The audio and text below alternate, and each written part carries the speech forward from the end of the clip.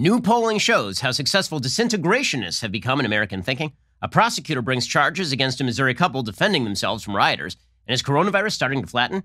I'm Ben Shapiro. This is The Ben Shapiro Show.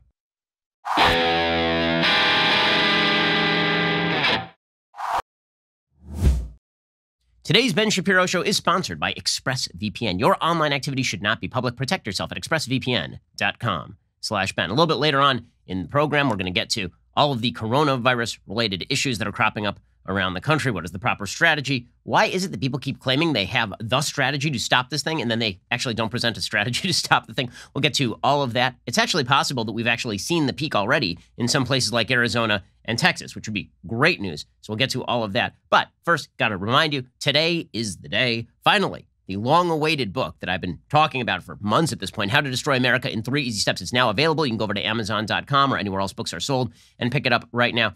I could not think of a time when it would be more relevant. It is extraordinarily relevant. The reason it is so relevant should be obvious from a brand new poll. It is out today from the Wall Street Journal. It is a devastating poll for the country. A devastating poll for the country, because what it really says is that Americans don't believe that we share much anymore. The only thing that we share, apparently, is a desire to virtue signal the pollsters. But when it comes to what we actually share as a country, the answer is not much. So the premise of my book, as I've talked about before, is that there are essentially two visions of American society. One vision of American society is the unionist vision. This is a vision that suggests that in order for a nation to survive, you have to have a common philosophy, culture, and history. The common American philosophy is expressed beautifully in the Declaration of Independence, that we are endowed by nature and nature's God with certain inalienable rights, that government is instituted to protect those rights, and that violation of those rights makes the government lose its reason for being. Right? That we are all endowed with reason, we are all equal before the law. These are the ideas of the Declaration of Independence, and we cherish them and we hold them dear. That our natural rights are what we call negative rights, rights against other people. They're not positive rights, meaning entitlements from other people, entitlements from government. Right? These were the principles of the Declaration of Independence. And those principles are good. Those principles have brought about the flowering of American freedom. They've brought about the insane levels of prosperity that not only Americans enjoy, but the rest of the world enjoys as well. Those principles have brought about the end of Nazism and communism. Those principles were instrumental, were the key principles in overthrowing the dominance of racism and white supremacy in American life. Right? That is the common American philosophy. Then there's the common American culture. American culture was built on a series of beliefs about the way the world works and a series of attitudes toward the world. And those attitudes include things like a feeling of entrepreneurship and adventure. And the spirit of Americanism was the spirit of adventure. When you read de Tocqueville, he's constantly talking about where America can be found. And what he says is America can essentially be found on the frontier. That when you look at the nature of Americans, they are constantly striving, they are constantly building, they are constantly moving, and they are constantly seeking. The spirit of adventure and entrepreneurship is what characterizes Americans, as opposed to de Tocqueville's picture of Europeans, which was much more sedentary. Americans were constantly on the move, constantly on the go, embracing the journey, embracing the adventure, not asking for anything, but being granted the freedom to do with their lives what they would do. Right? It was a spirit of adventure. Also, there was a culture of tolerance for other people's rights and understanding that rights mean that other people may not use their rights in ways that you like. So the right to free speech isn't just your right to speak as you see fit. It relies on a cultural underpinning that you understand that other people may not agree with you and they have a right to free speech too. Freedom of association means not only that you have a right to associate freely, but that others may choose not to associate with you based on their right to associate freely. You have to have tolerance for other people's rights. That is a culture of rights. Also, the culture of the United States was built on the value of social institutions, that rights were going to be balanced by duties, that every right came with a consonant duty, that a free country relied, as John Adams suggested, on a moral and religious people, and that you required social institutions to undergird that. You required things like churches, you required things like schools, you required social and communal institutions that were designed to inculcate virtues so that when people did exercise their rights, they were not harming one another. And finally, the culture of the United States relied on a militant defense of those rights, a belief that if others were to threaten those rights, that you would stand up for yourself. This is where the right to keep and bear arms comes from, this militant belief that your rights are worthy of defense. So that was the American philosophy and the American culture. And then there was a picture of American history. And that picture of American history was that America struggles to live up to its founding ideals and is gradually moving toward the fulfillment of those founding ideals. That the story of America is a nation founded not in 1619, because slavery was a human universal. It's an evil human universal. And to mention that does not alleviate in any way America's responsibility for the sin of American slavery. It is to put that sin into the context of all human sin, okay, which is where all sin belongs, right? All sin belongs in the context of all human sin, because to myopically focus on the sin of America at the expense of all of human history and all over the world is to miss the point, which is that human beings are innately sinful and do terrible things to one another, and that the goal of freedom and virtue is to move human beings beyond that. And that's the story of America, is the fight against human nature by instituting checks and balances, by fighting for liberty. The cashing of the story of America on a racial level is the cashing of the promissory note that was written in 1776, not the story of the continuation of 1619. And any attempt to link American life in 2020 to 1619 is going to be very difficult on a practical level. It is much easier to link American life in 2020 to 1776 because, frankly, America was not founded in 1619. It was founded in 1776. And the story of America is the gradual fulfillment of those promises. That's the unionist vision. The things that unify us are our philosophy, they're our culture, and they're our history, right? Those are things that have to unify any nation that hopes to be cohesive in any sense or fashion. And then there's the disintegrationist vision. The disintegrationist vision wants to tear down the entire system. And so they castigate the system as racist, sexist, bigoted, homophobic. They don't castigate particular Americans as that because those Americans, that's perfectly obvious. There are Americans who are racists and sexists and bigots and homophobes. They do exist. But the system itself, the system that was created by the Declaration of Independence and then preserved by the Constitution of the United States with its amendments over time, that system is not racist. That system is not sexist. That system is not homophobic. That system is not brutal and vicious. That system is a system of freedom. But disintegrationists suggest that that system is indeed an attempt to reestablish and reinculcate hierarchies of power. So disintegrationists say about American philosophy that it's just dead wrong.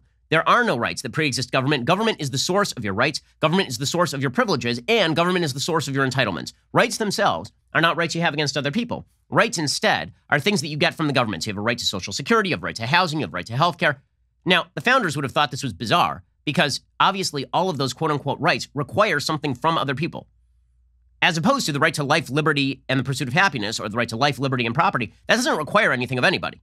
If I have a right to life, that just means you're not allowed to kill me. If I have a right to housing, that means you now have an obligation to build me a house. That is a very different thing.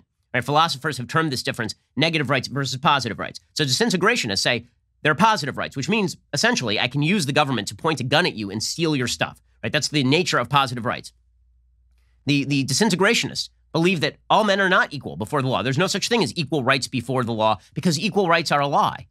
Because if we were to just apply the law evenly between individuals, well, that might end with group injustice. Right? Because what if one group commits more crimes than another group? Well, then that means the group is being treated unjustly. This is why you see the disintegrationist left very often citing criminal justice disparity statistics in order to suggest that America's system is innately broken without reference to the nature of the crimes that are being committed by individuals.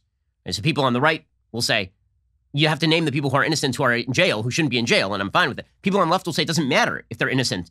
They could be guilty and in jail. The system created the disparity. Therefore, the system is guilty of the disparity. So the only rectification for that is that the law does not treat people equally. The law treats people differently based on race or victim status of the group to which they belong in the United States. Right? The disintegrationists have said that the American philosophy of limited government is wrong. The only path toward utopia is a non-limited government. No checks and balances, no federalism, top-down cram downs that will change human nature. Because the philosophy of the United States, the unionist philosophy of the United States, relies on a simple idea. Human beings are not angels. They're not devils. They're human beings. They're capable of sin. They're capable of great good. This is why you need checks and balances. This is expressed best in James Madison's Federalist number 51. But disintegrationists don't believe that. They believe that human beings, this is what John Dewey said, Woodrow Wilson, many of the early 20th century progressives, they said that human beings are innately malleable, and the reason that human beings are flawed is because they live in a capitalist system shaped by things like the Declaration of Independence. Get rid of that system, put in a more just and equitable economic system, and human beings will change. They will change. They'll become better. This was the promise of Karl Marx. It was expressed by progressives in the early 20th century, and that has never waned. This belief that all disparities in the system can be cured if you just get rid of the system. So American philosophy must be dissolved. American culture has to be fought, according to the disintegrationists. A spirit of entrepreneurship is actually a spirit of exploitation. Entrepreneurs, adventurers, those who wander forth and sally forth into the wilds of life and try to conquer and build, those people are exploiters. The best people are the people who rely on the government to give them things. The best people are the people who demand things from others because they create social justice. Your demand is your heroism. The fact that you want a thing is what grants you heroism because you are trying to establish a more equitable society. If you go and you build for yourself, that means that you are reliant on somebody else to build for you, which means you're an exploiter. If, however, you demand something from somebody else, you are just demanding that the system be more just, and you are a hero, according to the Disintegrationists. The spirit of tolerance for others' rights is bad, according to Disintegrationists. Because according to Disintegrationists, if you tolerate other people's rights, well, what if they're bad? Right? What about the jerk who's not going to let a black person go to his business? We have to quash his rights. Right? Because nobody should have a right to do something that's wrong. Well, listen, I can think that guy's just as much of a jerk as a disintegrationist does. But rights exist and can be used by bad people in the wrong ways, which is why you need social institutions that inculcate virtue. But disintegrationists fight those social institutions because they believe that social institutions are a barrier against government dominance. So church is dangerous because a church might teach something that disintegrationists don't like. The family structure is an enemy. This is why Black Lives Matter, the organization, suggests family structure must be torn down because the family is the smallest minority other than the individual. Families might teach stuff that the majority doesn't like. Families might teach stuff the government doesn't want. And so family has to be broken down. And finally, a culture that understands not only tolerance for other people's rights, but also fights on behalf of those rights. That's something the disintegrationists don't like either. Because if you fight on behalf of those rights, then you're standing up to a dominant government. And the only thing that can establish equity in our time is a dominant government. And then finally, American history. Disintegrationists say about American history that American history is 1619. American history is the story of Columbus brutalizing the Arawaks. It is not the story of Western civilization's growth in the Western Hemisphere and how that has bettered the world. And the story of Western society is a story of exploitation. It's the Howard Zinn story about how everything was a Rousseauian, beautiful, natural, savage wilderness out in the Western Hemisphere until the evil West got here with their exploitative ways. Human sin did not exist until the West arrived on these shores. That Western civilization is a cruel, exploitative place, unlike any other civilization, right? Uniquely exploitative, uniquely evil. And that narrative has taken a foothold. So that is the battle. And the problem is, if the disintegrationists win, what exactly holds us together? We don't share a philosophy, right? Basically, the philosophy of disintegrationists suggests that whoever holds the majority should be able to club the minority over the head. The only reason, by the way, that disintegrationists believe this these days is because they believe they're in the ascendancy. The thing about disintegrationists when it comes to governmental structures is they have no consistent take on governmental structures. Whatever is convenient is what they will push. So sometimes that means that they are in favor of states standing up to the federal government. So they're in favor of sanctuary cities because they don't want the federal government cramming down its view of immigration on the states. And sometimes it means they want the federal government to completely run roughshod over states like with same-sex marriage. Disintegrationists have no consistent philosophy of government. The philosophy of unionism says that government is supposed to be both federalist, meaning that power devolves to the lowest level. And also, there's supposed to be checks and balances at every level to prevent too much accretion of power and to prevent people's rights from being overridden. There's no consistent philosophy of government from the disintegrationists. The philosophy of government is just whatever gets the job done, whatever moves us closer to utopia. And that means ultimate government power. The goal is ultimate government power. So this all has very significant ramifications for the United States and the future of the United States, because disintegrationists are basically claiming that their vision of America, in which we share very little, we don't share a history. History is just a series of clubbings over the head. We don't share a culture because we don't believe that you should have rights if you think the wrong things. This is where cancel culture comes in. That if you think the wrong things, we should go after your livelihood. We should go after your family. We should expose the places where you live. We should dox you. We should make sure that if we can, we'll use the power of government against you. Disintegrationists believe that checks and balances should go away and that you don't have any individual rights, that all rights spring from the government and you can be treated differentially based on whether you are part of a historically marginalized group or a chosen historically marginalized group or not.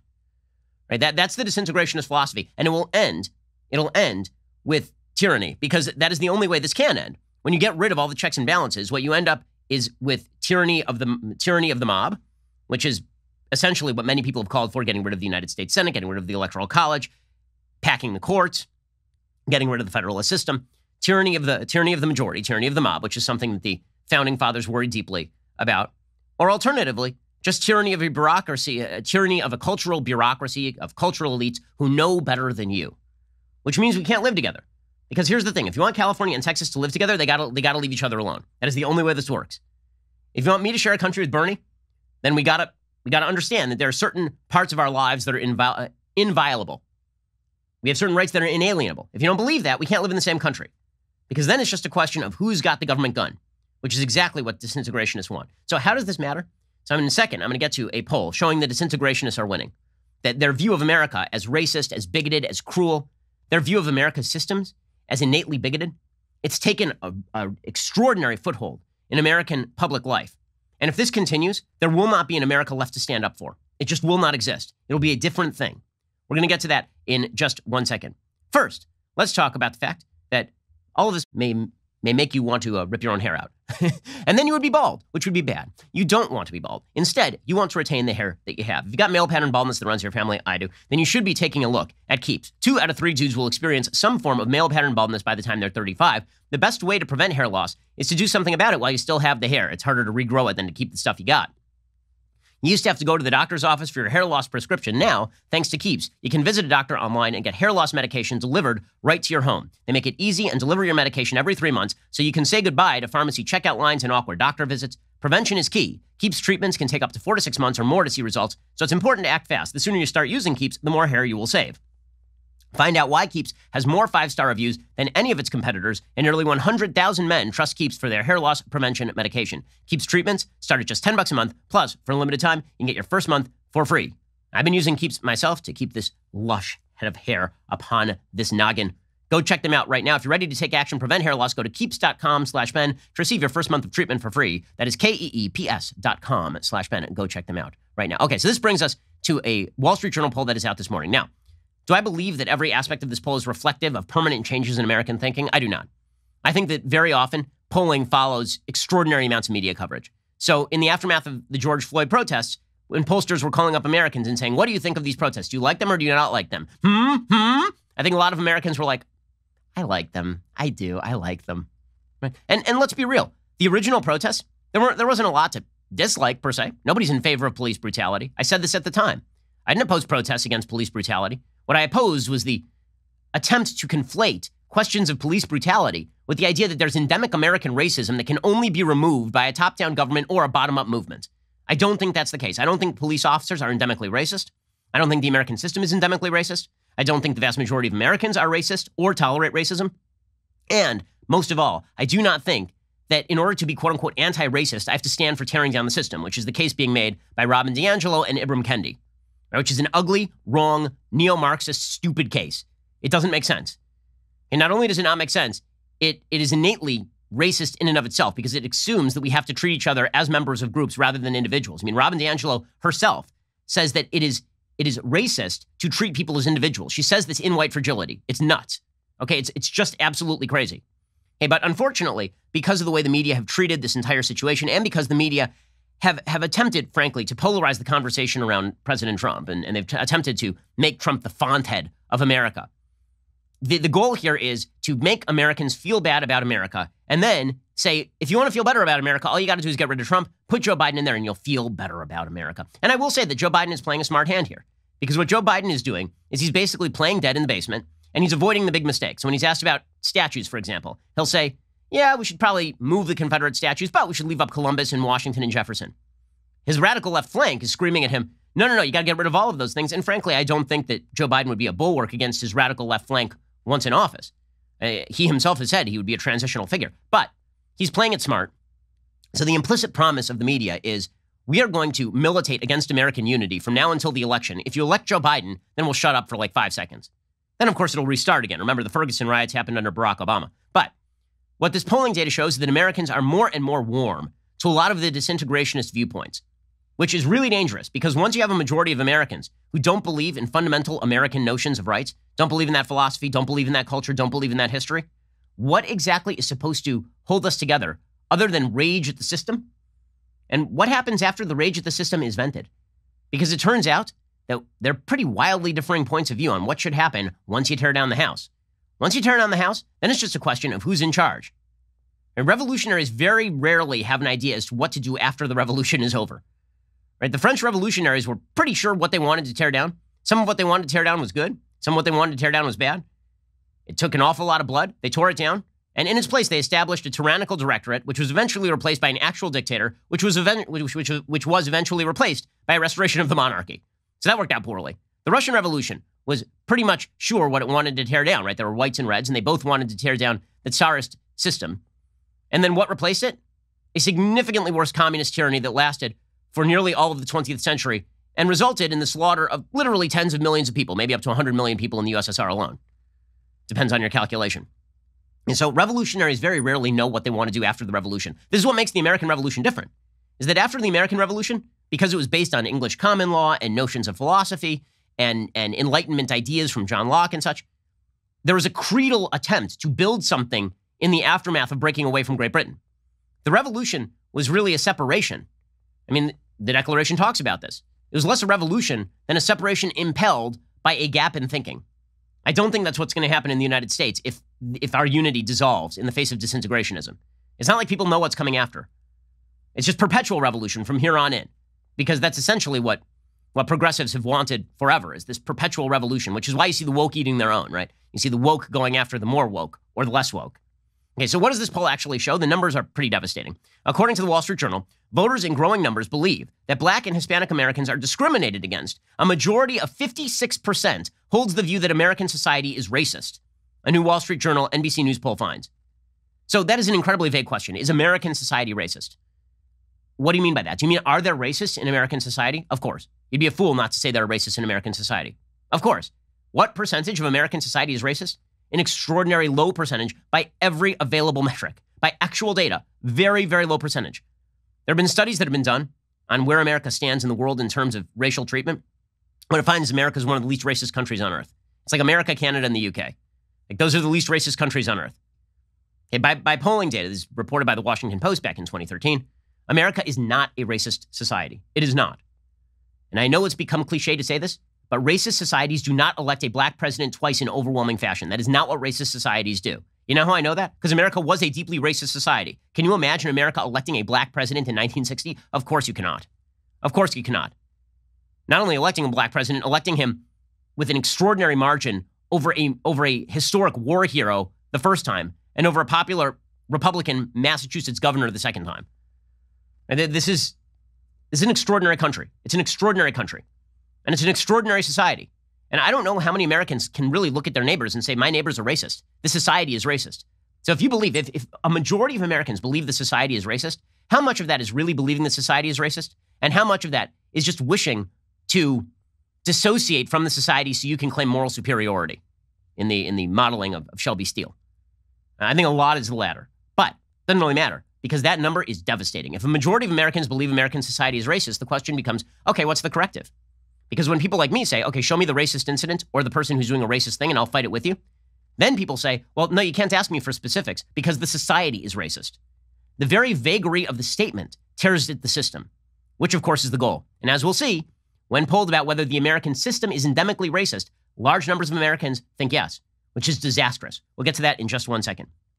First, let's talk about the window coverings at your home. So you've been upgrading your home. It's looking a little bit better. Let's be real about this. But I'll tell you, you're looking around. It still looks dingy. Why? Have you looked at your window coverings? You still got those blinds from The Wire circa 2002? You probably do, don't you? This is why you need excellent window coverings, and you can do this quickly and easily and get the best window coverings available for the best price at Blinds.com. Blinds.com makes it simple to shop top-quality blinds, shades, and interior shutters from home with easy online ordering and free shipping. The experts at Blinds.com understand that window treatments are one of those household items you don't just think about.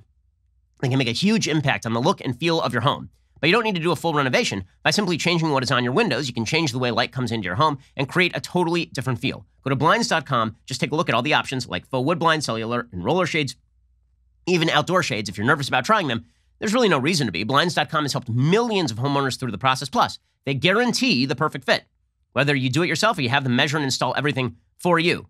Upgrading your blinds, easy way to make your house better. We've been doing it ourselves. Go right now, see how much you can save at Blinds.com. Rules and restrictions may apply. Go check out Blinds.com right now. I promise you, you're going to be upgrading your home, and you're not going to be spending a ton on it. Blinds.com. Go check them out right now. Okay, so the poll finds that Americans of all races and age groups share significant concerns about discrimination nearly 2 months after George Floyd, a Black man, was killed in police custody in Minneapolis. This is the Wall Street Journal reporting. Nearly 3/4 of Americans, 71%, believe that race relations are either very or fairly bad, a 16-point increase since February. That's not a great shock, considering we've had actual race riots across the United States, egged on by the white woke left. I mean, when you see entire major American cities shut down for a week while people riot in the streets, you might think, oh yeah, race relations are getting worse. By the way, one of the things that is important to note, race relations in every poll have been getting consistently worse since Barack Obama was elected. Why? Well, because there was an optimism when Obama was elected that we were going to move into the post-racial era that MLK had once dreamed of, when people would judge each other on the basis of their individuality rather than the color of their skin. Then we were told that we can't do that. That if you say that I judge you as an individual and not based on the color of your skin, that is in and of itself racist because you are failing to recognize the most important factor about someone, which is their race. Race relations have been getting steadily worse. It didn't start with Trump. The media have said that it's about Trump. Wrong. Go back and look at the polling. The question of positivity or negativity about race relations, it's been getting worse every year since Barack Obama was elected. The height of optimism was literally the week Obama was elected. And then it's been going down ever since. In other signs of substantial shifts in views on race, more voters see racial bias as a feature of American society and support protests aimed at addressing it. Nearly 60% in the survey said that black people face discrimination. Just over half said so of Hispanics, about double the shares from 2008. Now, the thing about poll questions is you have to kind of determine what exactly are people perceiving when the question is asked. Example. So if the question was, do black people face discrimination? The answer is obviously yes, because there are racists in American society. So sure, I mean, of course. If the question is, does American society discriminate against black people? Broadly speaking, the answer is no. If the question is, do America's legal institutions discriminate against black people? The answer is pretty obviously no. In fact, the only legal programs based on race are created to benefit people who are black, right? Questions like affirmative action. Support has also grown for two of the public responses to concerns about inequality, the Black Lives Matter movement and professional athletes' practice of kneeling during the national anthem. So in terms of views on racism, percentage who agree that American society is racist, according to this poll, 46% of men agree. 66% of women agree. And these are the women who have been cudgeled into thinking so by the Washington Post so they can write puff pieces about how you're confronting your own racism. 51% of white Americans say that American society is racist, which, by the way, is pretty incredible, right? Half of white Americans say American society is racist. So who are the racists? The people who don't say that American society is racist? 78% of black Americans say American society is racist. 60% of Hispanics say American society is racist. Now, here is the really interesting stat. Okay, ready? 82% of Democrats, 82% say American society is racist. 45% of independents say it's racist. 30% of Republicans say it's racist. So in other words, the disproportion here is not between Democrats and Republicans. It's between Democrats and everybody else. Democrats are up at 82% say American society is racist. Independents and Republicans below 50. If you are aged 18 to 34, 65% believe American society is racist. If you're above the age of 65, only 53% believe that American society is racist. So in other words, we have inculcated in young people the least discriminated against people in the history of the world in America. Okay, if you're 18 years old in America, you don't remember Jim Crow? Your parents may not remember Jim Crow? If you're 18 years old, that means that you were born after the year 2000. The idea that you have experienced vast discrimination in America between the years 2000 and 2020 is generally absurd. That doesn't mean that you haven't experienced racism. Hey, I'm a Jew. I've experienced anti-Semitism. In fact, I've experienced a fair bit of it in the last few years. You know what? That doesn't mean that American society is endemically anti-Semitic. It isn't. Noting that there are anti-Semites does not mean that American society is anti-Semitic, because it is not. Noting that black people experience racism in their lives is not the same as noting that American society is generally racist. Not the same thing. The conflation of those two things is incredibly dangerous, because what do you mean when you say American society is racist? You mean its structures and its institutions. Namely, you mean its philosophy and its culture and its history. Right? All the things that tie the nation together, if you call those racist, you're disintegrating them. In its deepest look at race in America in 2 decades, the Journal NBC News poll shows members of the two parties hold sharply different opinions about the extent of racial discrimination. An overwhelming majority of Democrats, 90%, say black people are discriminated against, whereas 26% of Americans agreed. Again, these questions are vaguely worded, and they allow a lot of wiggle room. If you say, do Americans' legal systems discriminate against black Americans? That'd be a much more specific question. 82% of Democrats believe American society is racist. Only 30% of Republicans do. 57% of voters said they support the protests sparked by Floyd's killing. 58% said they are more concerned with racial inequality as a result of the demonstrations, because everybody understands that you are sort of supposed to say this. If you weren't, I don't understand why you weren't concerned with racial problems before this. But apparently people got more concerned in just a few short weeks. On specific questions like kneeling, in August of 2018, 54% of Americans thought that kneeling during the national anthem to protest racial inequality was inappropriate. Only 43% of Americans thought it was appropriate. By the way, the numbers were even more on behalf of not appropriate before Trump was elected. Trump jumped into that culture war. A lot of people took the other side just because they don't like Trump. So it used to be like a 60-40 proposition, maybe a 65-35% proposition. People didn't like kneeling for the national anthem because they felt like, okay, police brutality does not represent the flag, and the flag doesn't represent police brutality. That's absurd. The flag represents the fact that people get to play athletics for millions of dollars regardless of race, right? That's more representative of the American flag than incidents of police brutality. Okay, so most Americans thought this was a bad idea. Now, 52% of Americans say it is appropriate for athletes and football players to kneel during the national anthem. 45% say it is not appropriate.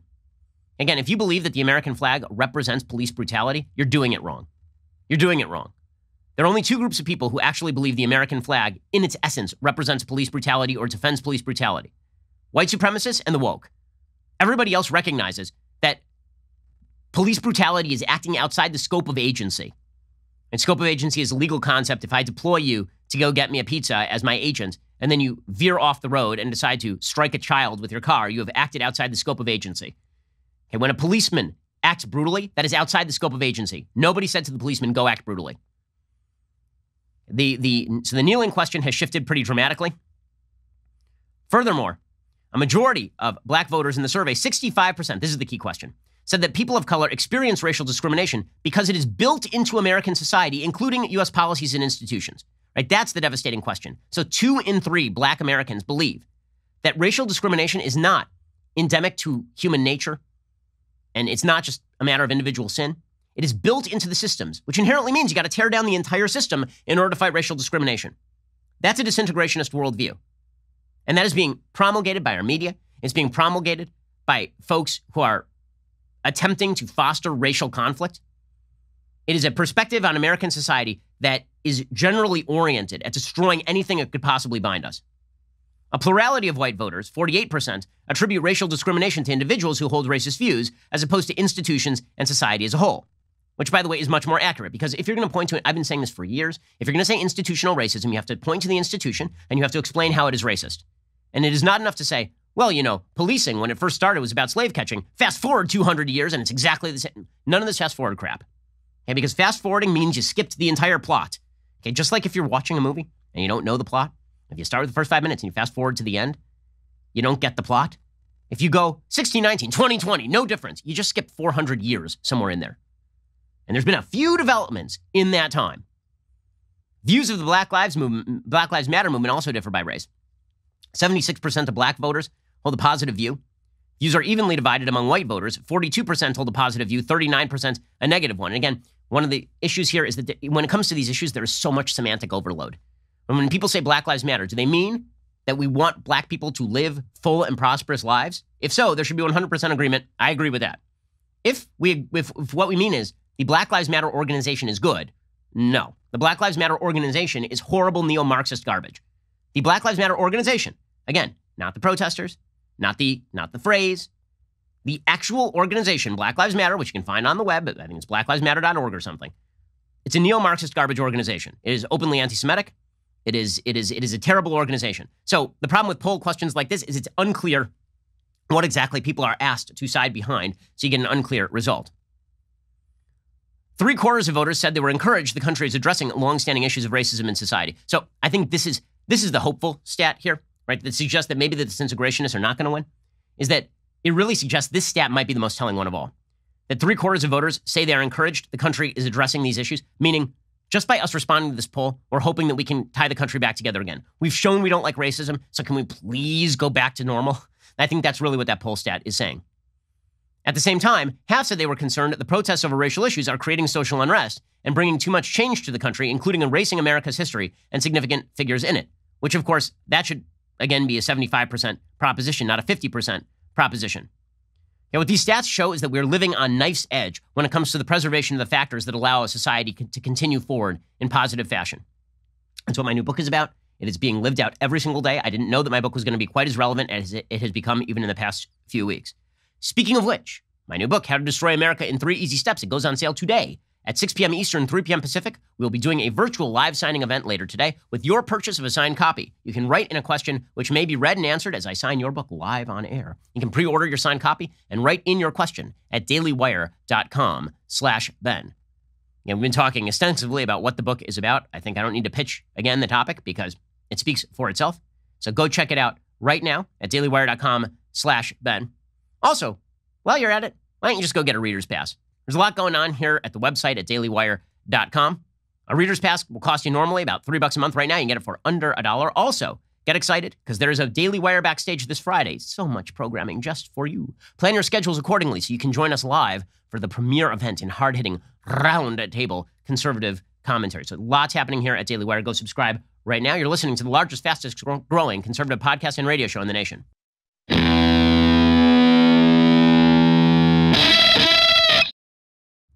Okay, so all of this plays out in real life as violence takes place in the streets. It is very obvious to see how the disintegrationists really damage the country when you see what is happening in Portland right now. So in Portland, you basically have rolling riots that have been occurring for nigh on 2 months at this point. And the local authorities have basically said that because the system, a system of which they are a part, by the way, because the system is endemically racist and cruel and brutal, they're going to stand aside and just let this stuff happen.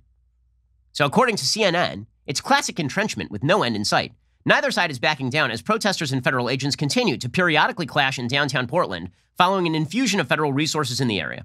And the Trump administration persists in seeking political gain from ongoing tensions. Gotta love CNN's coverage. Very objective journalism happening right there. The Trump administration persists in seeking political gain from ongoing tensions. How about Portland has completely refused to enact any semblance of law and order for years at this point, and the federal government is saying, no mas, we are done here, no more. According to Aaron, a Portland resident who withheld his full name, we want to get them the F out of our city.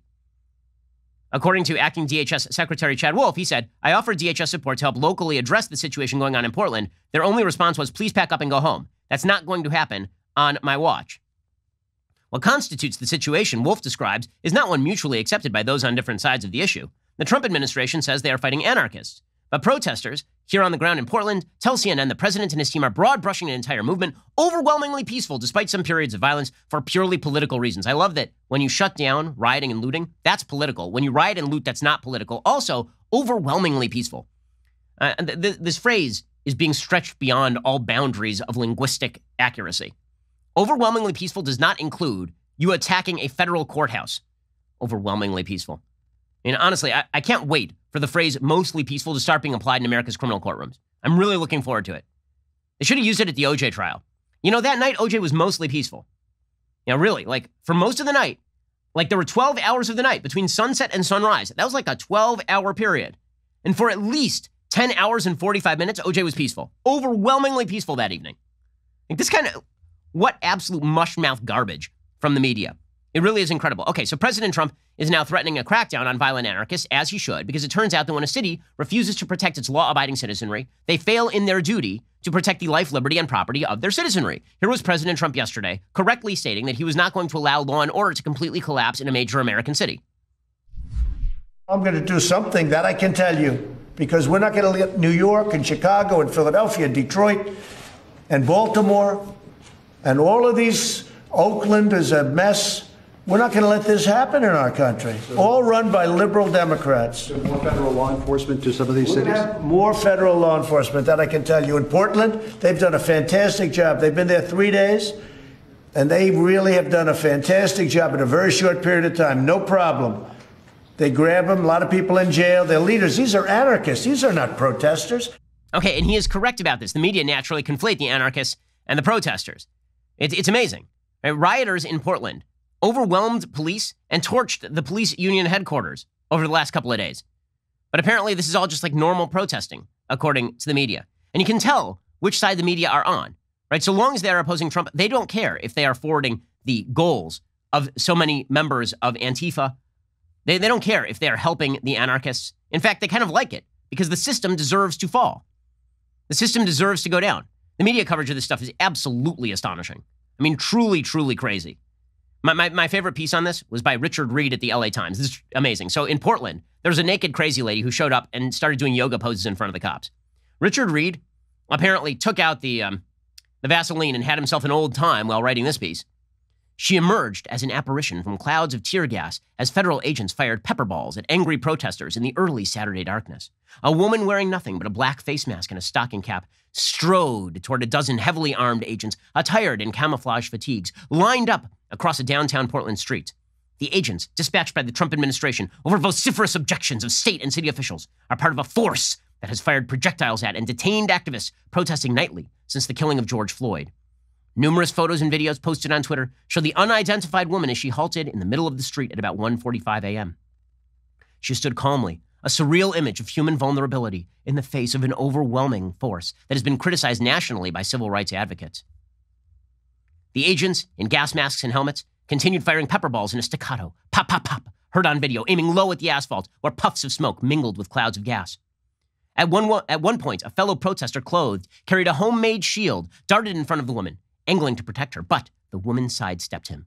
He jumped out of the way, perhaps realizing he made them both a target. Before it was over, she struck ballet poses and reclined on the street. She also sat on the asphalt in a yoga-like position, facing officers before they left. The woman making her statement Saturday was altogether uninhibited, at one point standing on one leg, raising her arms in an arc-type motion. As she struck ballet poses, a patrol car arrived, and a dozen officers in blue uniforms replaced the line of agents, whom officials described as having been targeted by protesters throwing rocks, bottles, and pieces of metal. Oh, well, that's kind of why they're there, not the naked lady. She sat in the street facing them, legs spread in the headlights' glare. Calm down there, dude. Calm down, Richard Reed of the LA Times. Later, she rolled on her back in a graceful pose, then stood again. Images of her on social media harked back to a previous iconic but clothed images juxtaposing force and vulnerability. Nudity has served as a form of protest since at least the 11th century, when legend holds that Lady Godiva rode naked, veiled only by her long hair, on a horse through Coventry, England, to protest oppressive taxation. On Twitter, sympathetic commentators were quick to conclude that Naked Athena, as they dubbed the Portland protester, caused the officer to turn tail. Others on Twitter said the performance by a white woman distracted from protests of injustices faced by black people, which is hilarious. Okay, I do love that the woke are even like, this naked lady needs to go because she's white. Get her out of here. She's protesting for us. No more naked lady. But the media's willingness to just basically bow at the altar of insanity just because they are in favor of the cast. They like the cast. The cast is good. According to many members of the media, it's ugly and it has an underlying agenda. Because guess what? Bad crap's happening in the country right now. The NYPD commissioner said yesterday that he was losing count of how many cops have been attacked in New York, which is correct. Cops all over the United States are being attacked. Violent crime rates are going up. And you know who's paying the most? It ain't the cops. It is black citizens of places like Chicago and New York, where violence has been skyrocketing. Here's the NYPD commissioner. I mean, we've had attack after attack on police officers. I'm losing count of the officers that I'm calling at home, injured, having surgery. This is just in the last week. So this all has prompted Representative James Clyburn of South Carolina to compare federal law enforcement to the Gestapo. Seriously a thing. Okay, so federal law enforcement comes in because these cities are refusing to enforce the law, and he is now calling federal law enforcement the Gestapo. This is the new thing, by the way. There's an entire column by the idiot Michelle Goldberg at the New York Times suggesting, quote, Trump's occupation of American cities has begun. You know, as opposed to the occupation by unlawful forces that have completely shut down major American cities for weeks on end, sending in the federal law enforcement to arrest people. That's an occupation. She says, can we call it fascism yet? My favorite part is that she literally does not understand the law. So she's like, people are being arrested without warrants.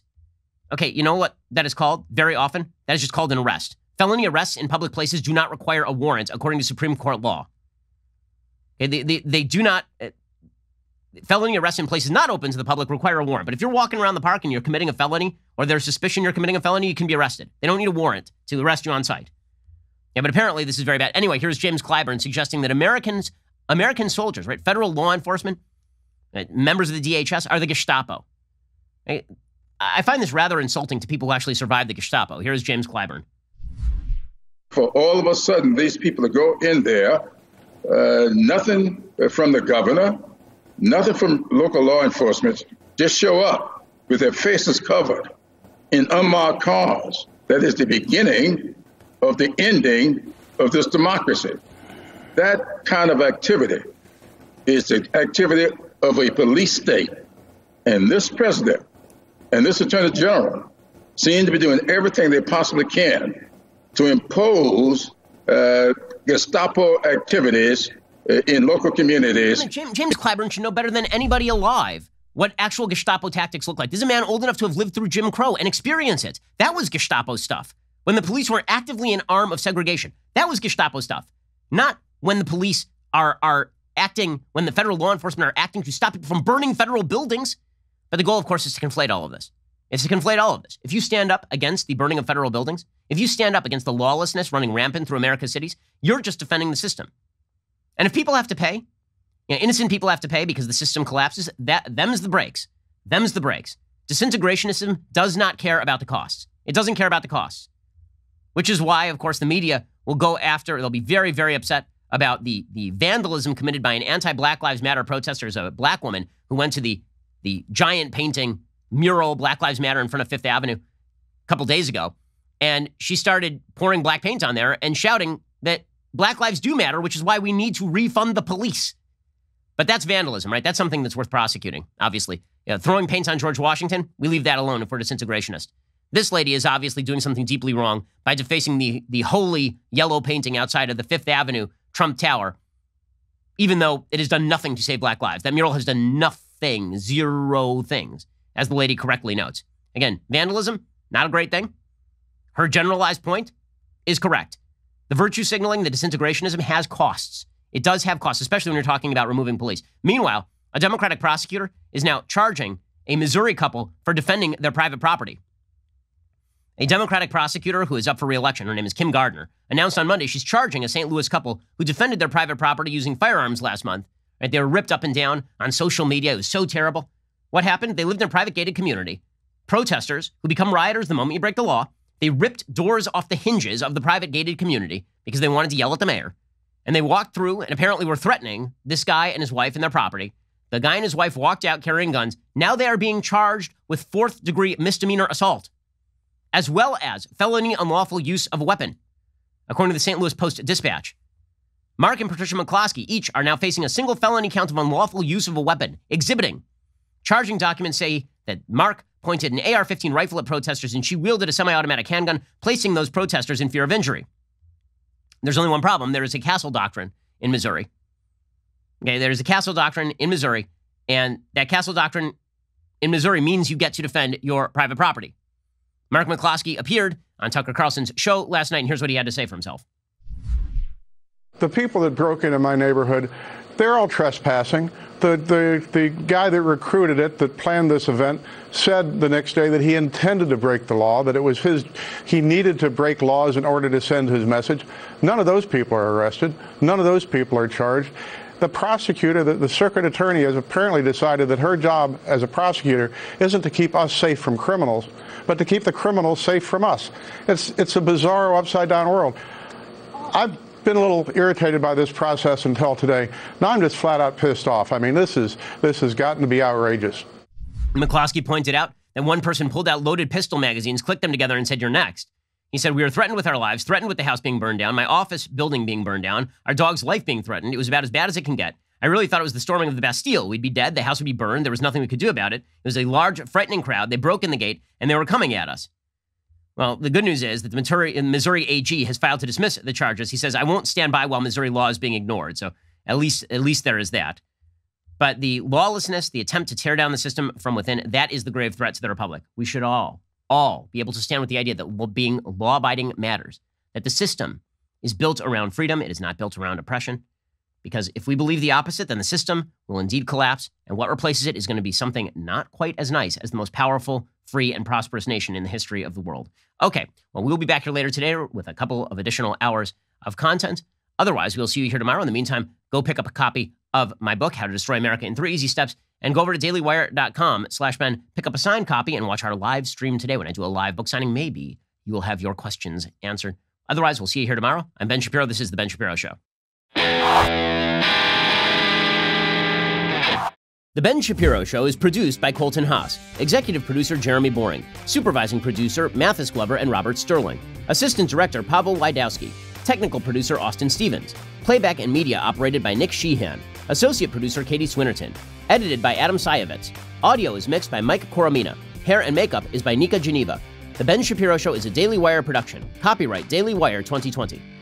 You know, the Matt Walsh Show, it's not just another show about politics. I think there are enough of those already out there. We talk about culture because culture drives politics and it drives everything else. So my main focuses are life, family, faith. Those are fundamental, and that's what this show is about. I hope you'll Give it a listen.